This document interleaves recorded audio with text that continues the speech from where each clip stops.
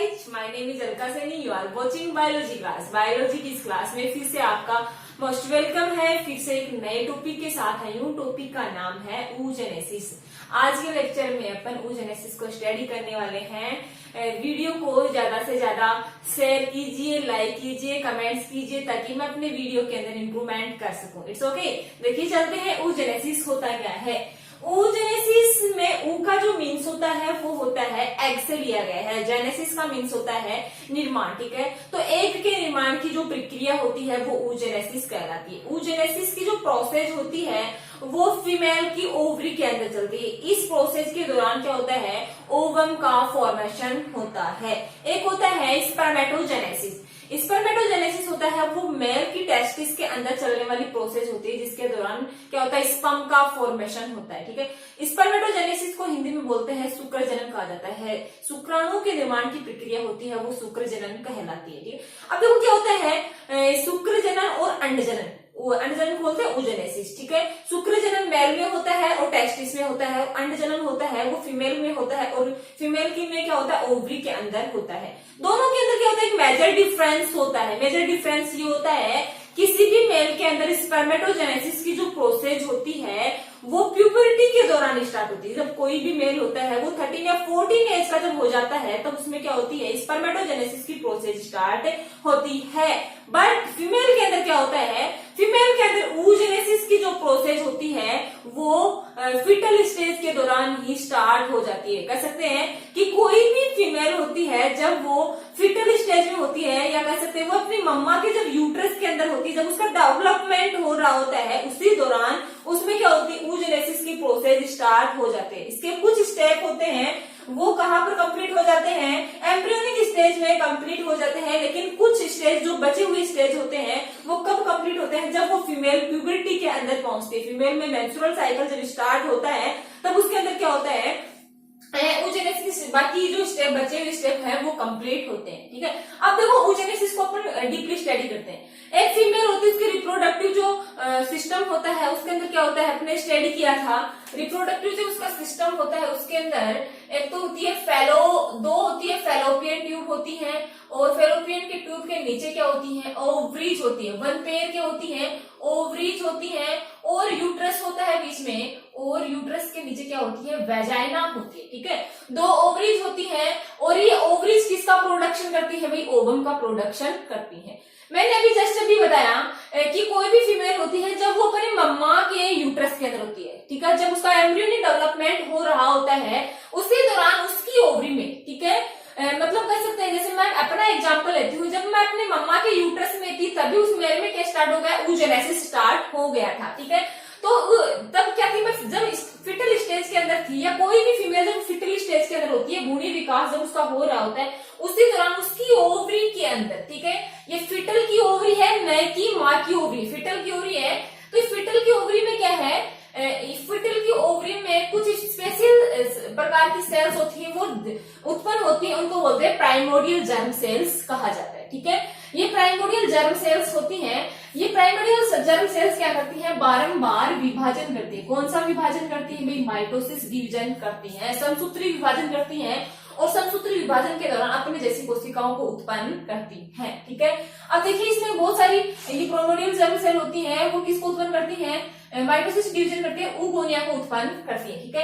अब ये ऊगोनिया वापस क्या करती है, माइटोसिस करती है। ये ऊगोनिया क्या करती है, वापस माइटोसिस करती है, समसूत्री विभाजन करती है, और समसूत्री विभाजन के दौरान बहुत सारी ऊगोनियम बनाती है। इस ऊगोनियम में कुछ ऊगोनियम्स जो होती हैं वो किसमें कन्वर्ट हो जाती है, प्राइमरी oocyte के अंदर कन्वर्ट हो जाती है। देखिए दोबारा रिपीट कर देती हूँ मैं, ये प्रोसेस कहाँ चल रही है, देखिए यहाँ मैंने डॉट डॉट का निशान जो बनाया है, ये निशान इसलिए बनाया कि ये ऊपर वाली जो प्रोसेस है, डॉट डॉट की जो ऊपर वाली प्रोसेस है वो किसी भी फीमेल के अंदर कहाँ चल रही है, मतलब एम्ब्रियोनिक स्टेज के दौरान कंप्लीट होती है, जबकि डॉट के नीचे वाली जो प्रोसेस होती है वो कोई भी फीमेल जब प्यूबरिटी में पहुंचती है, जब वो यौन अवस्था के अंदर पहुंचती है तो उसके दौरान बाकी की जो स्टेज होती है oogenesis बाद में कंप्लीट होती है, ठीक है। तो सबसे पहले क्या हुआ, ओवरी के अंदर, फिटल ओवरी के अंदर प्राइमोर्डियल जर्म सेल ने क्या किया, माइटोसिस किया, और माइटोसिस से क्या किया, ऊगोनियम बनाई, ठीक है। इन ऊगोनियम ने दोबारा माइटोसिस किया, समसूत्री विभाजन किया, बहुत सारी ऊगोनियम बनाई। इन ऊगोनियम में कुछ ऊगोनियम ने क्या किया, प्राइमरी oocytes का फॉर्मेशन कर दिया। ठीक है, देखिए प्राइमरी oocyte का फॉर्मेशन कर दिया। अब एक बात और आपको जरूरी बात बताना चाहूंगी, किसी भी फीमेल के अंदर फ्यूचर के अंदर जितने भी ओवम बनते हैं, ठीक है, जितने भी फॉलिकल्स बनते हैं उनको बनाने, ओवम बनते हैं उनको बनाने वाली सेल्स होती हैं, वो एम्ब्रियोनिक स्टेज के दौरान ही बन जाती है। ठीक है, मतलब प्यूबर्टी के बाद में कोई oogoनियम नहीं बनता। जितनी भी oogoनियम होती हैं वो एम्ब्रियोनिक स्टेज के दौरान ही बन जाती हैं। ये फीमेल जब प्यूबर्टी के अंदर पहुंचती है तो कोई नया oogoनियम नहीं बनता। एम्ब्रियोनिक स्टेज के दौरान जितने भी oogoनियम बनने होते हैं उतने oogoनियम बन जाते हैं। ठीक है, मिलियन की संख्या में oogoनियम बनते हैं। ठीक है, ये oogoनियम क्या करते हैं, माइटोसिस करते हैं, अपने जैसे oogoनियम भी बनाते हैं। इनमें से कुछ oogoनियम प्राइमरी oocytes को प्राप्त होते हैं। ठीक है, ये कहाँ चल रही है, ये प्रोसेस कहाँ चल रही है, ओवरी के अंदर चल रही है। तो ओवरी को मैं थोड़ा सा डीपली बना देती हूँ। देखिए यहाँ तक का जो प्राइमरी oocyte तक का विभाजन हो चुका है। ठीक है, अब देखिए मैं ओवरी बना देती हूँ। इस ओवरी में मैं कुछ चीजें दिखाती हूँ आपको। ये होता है प्राइमरी oocyte होता है। ठीक है, ये प्राइमरी oocyte होता है। ये प्राइमरी oocyte एम्ब्रियोनिक स्टेज में ही क्या करता है, देखिए ये क्या है, पूरी ओवरी है। ये ओवरी का डायग्राम है, अंडाशय का डायग्राम है। ये बाहर वाला जो पोर्शन है, ये इतना वाला जो पोर्शन है, ये वाला, इसको बोलते हैं कॉर्टेक्स कहा जाता है। और बीच वाला मध्य वाला जो पोर्शन होता है इसको बोलते हैं मेडुला कहा जाता है। ठीक है, ये दोनों भागों को मिलकर स्ट्रोमा कहा जाता है। ठीक है, अब क्या होता है, ये प्राइमरी oocyte एम्ब्रियोनिक डेवलपमेंट के दौरान, देखिए वापस देख लीजिए, ये जो प्राइमरी oocyte होता है ये क्या करता है, अपने आसपास की सेल्स को इकट्ठा करना स्टार्ट कर देता है। अपने आसपास की सेल्स को इकट्ठा करना स्टार्ट कर देता है और इसको कहा जाता है अब प्राइमरी फॉलिकल्स कहा जाता है। क्या कहा जाता है, प्राइमरी फॉलिकल्स कहा जाता है। अब देखिए ये तो क्या है, ये बीच में क्या है, प्राइमरी oocyte है और चारों तरफ क्या है, कुछ सेल्स है जिनको बोलते हैं ग्रेन्युलोसा सेल्स कहा जाता है। और दोनों को मिलकर क्या कहा जाता है, प्राइमरी फॉलिकल। बीच में oocyte है, चारों तरफ ग्रेन्युलोसा सेल्स का स्तर है, एक स्तर है। ठीक है, और दोनों को मिलकर क्या कहा जाता है, प्राइमरी फॉलिकल कहा जाता है। बीच में प्राइमरी oocyte है, प्राइमरी oocyte है। ठीक है, ये बीच में प्राइमरी oocyte है। अब देखिए ये प्राइमरी oocyte होता है, वो जैसे ही, देखिए दोबारा बता देती हूँ मैं आपको, ये प्राइमरी oocyte तक का जो विभाजन है वो भ्रूणी विकास के दौरान हो गया। कुछ सेल्स वहां पर देखिए बन गई। अब क्या किया, जैसे ही प्राइमरी oocyte ने क्या किया, इसमें प्राइमरी oocyte बनने के बाद में दो विभाजन होते हैं। कौन से, मियोसिस फर्स्ट होता है और मियोसिस सेकेंड होता है। ठीक है, अब देखिए क्या होता है, प्राइमरी oocyte ने क्या किया, जैसे ही मियोसिस फर्स्ट, देखिए जैसे ही क्या किया, मियोसिस फर्स्ट में एंट्री मारी और एंट्री मारने के बाद में प्रोफेज फर्स्ट स्टार्ट ही किया होता है। देखिए एम्ब्रियोनिक डेवलपमेंट है भी, मियोसिस फर्स्ट स्टार्ट ही किया होता है। और मियोसिस फर्स्ट का जो फर्स्ट स्टेप होता है, देखिए कोई मियोसिस अर्धसूत्री विभाजन, इसमें क्या होता है, प्राइमरी oocyte के अंदर दो अर्धसूत्री विभाजन होते हैं, प्रथम अर्धसूत्री विभाजन और द्वितीय अर्धसूत्री विभाजन। तो क्या होता है, प्राइमरी oocyte होता है वो अर्धसूत्री विभाजन फर्स्ट की जो फर्स्ट स्टेप है, प्रोफेज फर्स्ट के अंदर एंट्री ही मारी होती है इसने। उसके बाद में क्या हो जाता है, इसने सारा काम, ये फंक्शन बंद कर देता है। ठीक है, भ्रूण विकास के दौरान ये प्राइमरी oocyte होता है, प्रोफेज फर्स्ट के अंदर ही क्या हो जाता है, अरेस्ट हो जाता है। इसके बाद में ये कोई विभाजन नहीं करता, मतलब इसी के अंदर क्या हो जाता है, ये प्राइमरी फॉलिकल, ये इस बीच में ये बीच में जो प्राइमरी oocyte है ये कौन से स्टेज के अंदर अरेस्ट हो गया, मियोसिस फर्स्ट की प्रोफेज के अंदर अरेस्ट हो गया। अब कोई विभाजन नहीं करेगा। ये कोई विभाजन कब तक नहीं करेगा, ये कब तक नहीं करेगा, जब ये जो फीमेल है, जो जिस फीमेल का अपन ये oogenesis साइकिल पढ़ रहे हैं, ठीक है, तो ये फीमेल कब तक इसमें oogenesis वापस स्टार्ट नहीं होगा। इस फीमेल की क्या होगी, ये फीमेल की क्या होगी, ये तो फिटल का चल रहा है सिस्टम। ठीक है, तो इस फीमेल की क्या होगी, पर्चुरेशन होगा, डिलीवरी होगी, उसके बाद 1 ईयर की होगी, 2 की होगी, 3 की होगी, 4, 5, 6, 7, 8, 9, 10, 11, 12, 13। जब ये 13 एज की होगी उस टाइम तक क्या होगा, इसमें प्राइमरी oocyte, ये जो ओवा है, जो ओवम आगे जाके जो ये प्राइमरी oocyte ओवम बनाएगा, ये कौन से स्टेज में अरेस्ट हो चुका था, प्रोफेज फर्स्ट के अंदर अरेस्ट हो चुका था।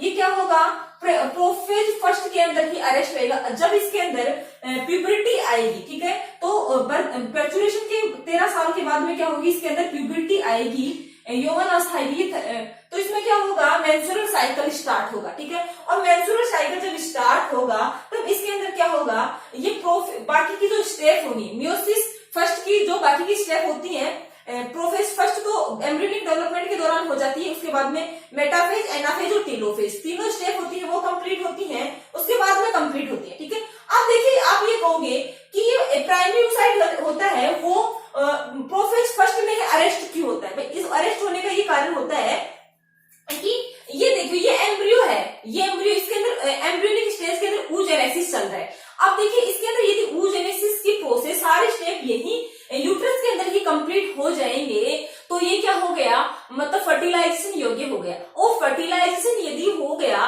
तो ये क्या हो गया, मतलब ये किसी बेबी को उत्पन्न कर सकता है, मान सकते हैं ये, मतलब खुद ही, अभी तो ये खुद ही अपनी मम्मा के यूट्रस में है और इसमें खुद में ही oogenesis की सारी स्टेप यदि कंप्लीट हो जाएंगी तो ये खुद भी क्या करेगा, फर्टिलाइजेशन करना स्टार्ट कर देगा। ठीक है, तो इसमें क्या किया, प्रकृति ने क्या किया, अभी तू रुक, अभी इसने इसके oogenesis को क्या कहा प्रकृति ने, अभी तू रुक जा, क्योंकि अभी तेरा मैच्योर होना बहुत जरूरी है, क्योंकि तू मैच्योर होगा तभी क्या करेगा, एक बेबी को उत्पन्न कर सकेगा, इसलिए तू अभी रुक जा, तेरा बाकी मैच्योर, तेरा मतलब मैच्योर होना, तेरी बॉडी का मैच्योर होना बहुत ही जरूरी है। तो इसने क्या किया, प्राइमरी oocyte ने एम्ब्रियोनिक डेवलपमेंट के दौरान ही क्या हो जाता है, ये प्रोफेज फर्स्ट के अंदर अरेस्ट हो जाता है। इट्स ओके, या कह सकते हैं कि प्राइमरी oocyte को, या दूसरा अपने ऐसे भी समझ सकते हैं कि प्राइमरी oocyte को मतलब मैच्योर होने के लिए कुछ हार्मोन्स की रिक्वायरमेंट होती है। ठीक है, हार्मोन्स की रिक्वायरमेंट हो, और ये हार्मोन्स होते हैं जब फीमेल मैच्योर होती है, जब उसके सेक्स ऑर्गन्स होते हैं या रिप्रोडक्टिव जो ऑर्गन होते हैं जब तक मैच्योर नहीं होते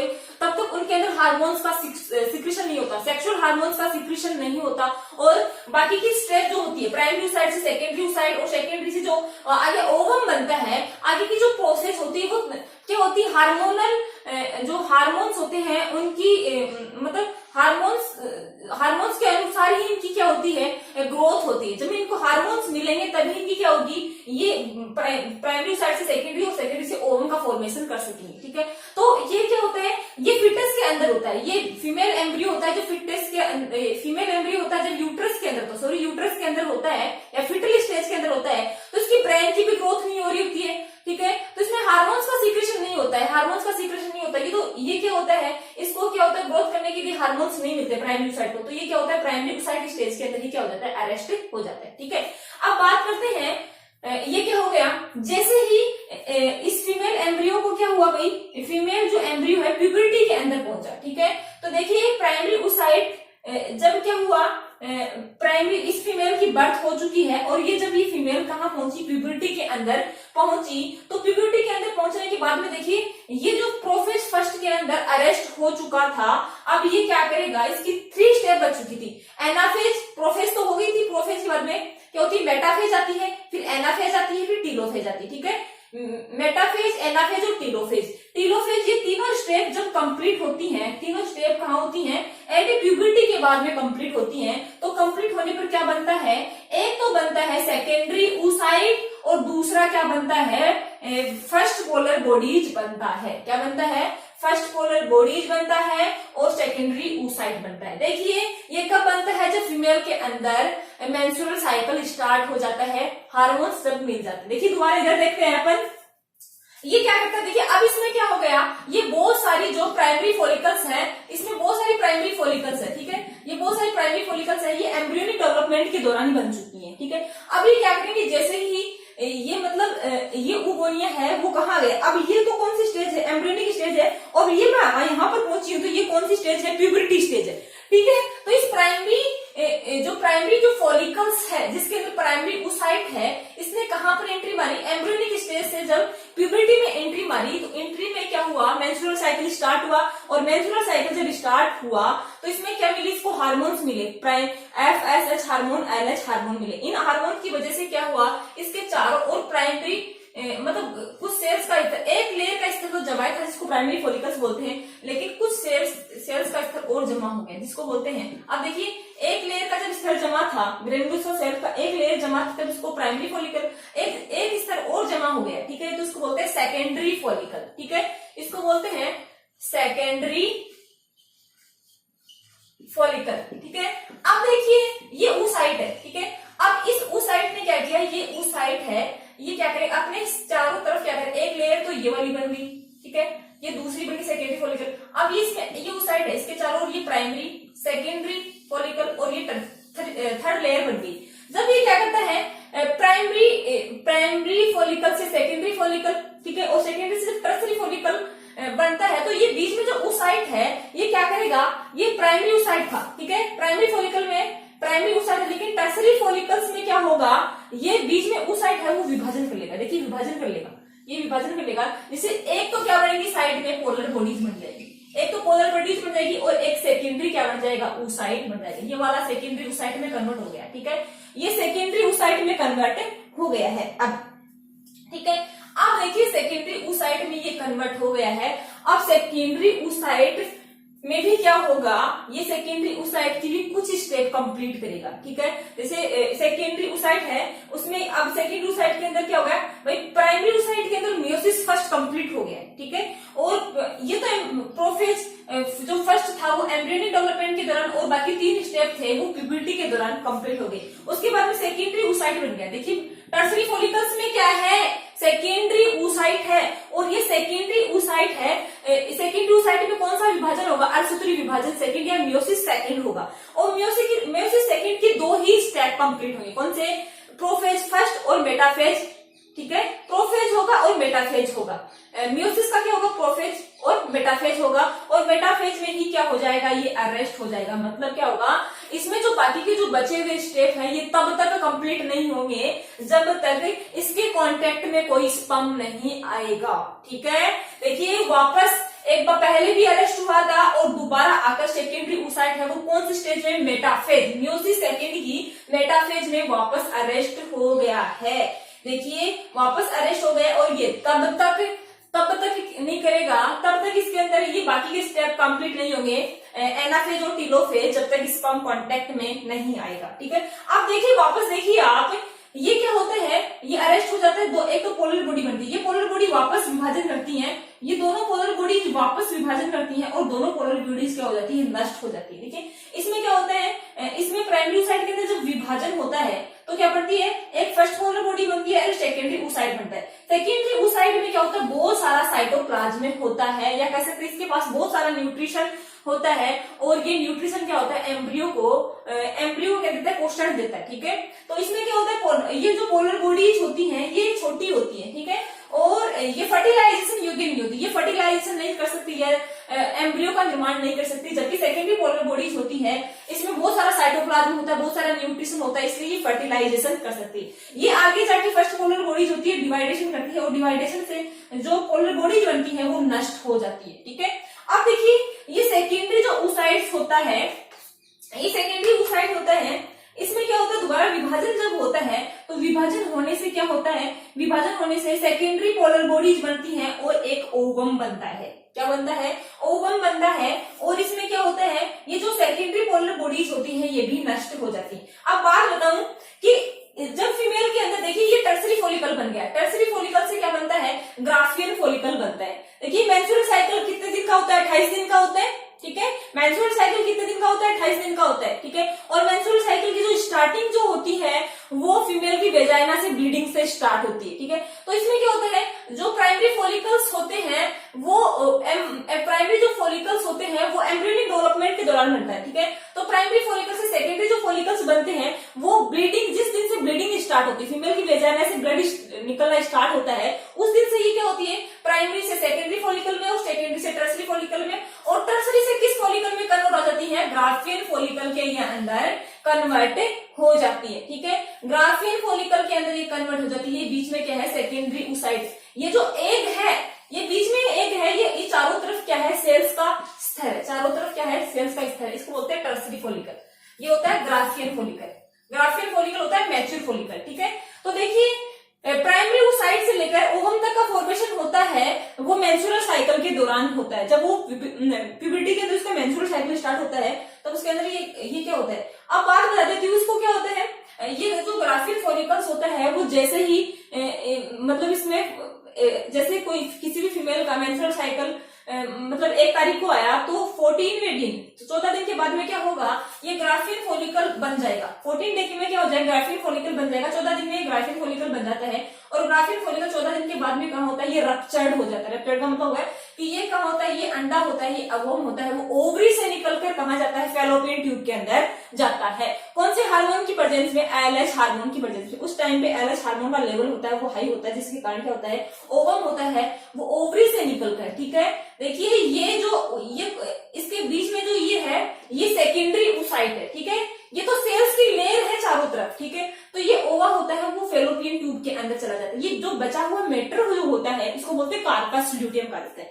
ये कार्पस ल्यूटियम होता है, ये दो प्रकार के हार्मोन्स का सीक्रेशन करता है। देखिए ये जब शुरू के अंदर ये जो लेयर्स बन रही है ना, ये ग्राफियल फॉलिकल्स की लेयर, ये शुरू के अंदर किस हार्मोन्स का सीक्रेशन करती है, प्रोजेस्टेरोन हार्मोन का सीक्रेशन करती है, सॉरी एस्ट्रोजन हार्मोन का सीक्रेशन करती हैं। और ये एस्ट्रोजन हार्मोन्स क्या करता है, जो पिछले मंथ के दौरान या पिछले मंथ ये जो जस्ट 5 दिन तक, इस मंथ के अंदर 5 दिन तक जो वेजाइना से ब्लीडिंग निकली है, जो यूट्रस की वॉल टूटी है, इस यूट्रस की वॉल को ये एस्ट्रोजन हार्मोन क्या करता जाएगा, रिपेयर करता जाएगा, ठीक है। और जैसे ही कार्पस ल्यूटियम बन जाएगा, और कार्पस ल्यूटियम मतलब ओवा होगा, फेलोपियन ट्यूब में चला जाएगा, और जो पीछे जो बचा हुआ मैटर होगा उसको बोलते हैं कार्पस ल्यूटियम। तो ये कार्पस ल्यूटियम एक हार्मोन्स का सीक्रेशन करेगा जिसको बोलते हैं प्रोजेस्टेरोन हार्मोन। जबकि पहले किसका सीक्रेशन हुआ, एस्ट्रोजन का सीक्रेशन हो रहा है। उसके बाद देखिए प्रोजेस्टेरोन हार्मोन का सीक्रेशन।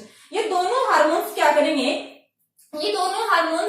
करेंगे, यूट्रस की जो वॉल है उसको मेंटेन करके रखेंगे। क्यों करके रखेंगे, क्योंकि इस मंथ के दौरान प्रेगनेंसी हो भी सकती है, नहीं भी हो सकती है। यदि प्रेगनेंसी होगी तो यूट्रस की वॉल का स्मूथ होना, थिक होना बहुत ही जरूरी है, क्योंकि यूट्रस की वॉल से ही एम्ब्रियो को क्या मिलेगा, न्यूट्रिशन मिलेगा, ठीक है। तो ये कार्पस ल्यूटियम यूट्रस की वॉल को मेंटेन करके रखता है। इट्स ओके, ये तो हो गया। अब देखिए बाकी का जो बाकी की जो स्टेजेस होती हैं वो मेंस्ट्रुअल साइकिल के दौरान आपको स्टडी कराऊंगी। नेक्स्ट मेरा वीडियो मेंस्ट्रुअल साइकिल ही होगा। अब देखिए वापस बता देती हूँ मैं आपको, ये क्या होते हैं, ये जो सेकेंडरी oocyte होता है, ये बीच में सेकेंडरी oocyte ही होता है। ओवुलेशन के दौरान जो ओवा फेलोपियन ट्यूब के अंदर जाता है वो सेकेंडरी oocyte स्टेज में ही होता है। और सेकेंडरी oocyte की भी कौन सी स्टेज के अंदर अरेस्ट होता है, मेटाफेज के अंदर अरेस्ट होता है। It's okay. बाकी की स्टेज इसमें कब कंप्लीट होती है, जब स्पर्म कांटेक्ट में आता है, और स्पर्म का जो कौन सा मतलब इसका जो बाकी स्टेप कंप्लीट करवाएगा, इसका जो सेंट्रियोल होता है, ठीक है, इसका स्पर्म का जो सेंट्रियोल होता है या तारकाय होता है, वो तारकाय क्या करता है, बाकी की जो बची हुई स्टेप्स होती हैं उनको कंप्लीट करवाने का ये काम करता है, ठीक है। तो इसके में क्या होता है, ओवम के पास खुद का कोई सेंट्रियोल नहीं होता, अंडाणु के पास खुद का सेंट्रियोल नहीं होता, इसलिए ये मियोसिस सेकेंड की जितनी भी एनाफेज और जो टीलोफेज स्टेज होती है वो कंप्लीट नहीं कर सकता, क्योंकि उसके लिए सेंट्रियोल चाहिए। तो सेंट्रियोल किसके पास होता है, तारकाय किसके पास, स्पर्म के पास होता है। स्पर्म जैसे इसके अंदर एंट्री मारेगा तो बाकी की स्टेज भी क्या हो जाएगी, इसके अंदर कंप्लीट हो जाएंगी। जैसे इसके अंदर ये स्पर्म एंट्री मारेगा, एंट्री मारते ही क्या होगा, ओवम एंड स्पर्म का फ्यूजन हो जाएगा, फ्यूजन होते ही जायगोट बन जाएगा, और जायगोट बन के कहां चला जाएगा, यूट्रस में चला जाएगा, और वहां से इसका डेवलपमेंट स्टार्ट हो जाएगा। इस प्रकार से ये oogenesis की पूरी प्रोसेस कंप्लीट हुई। Thanks a lot.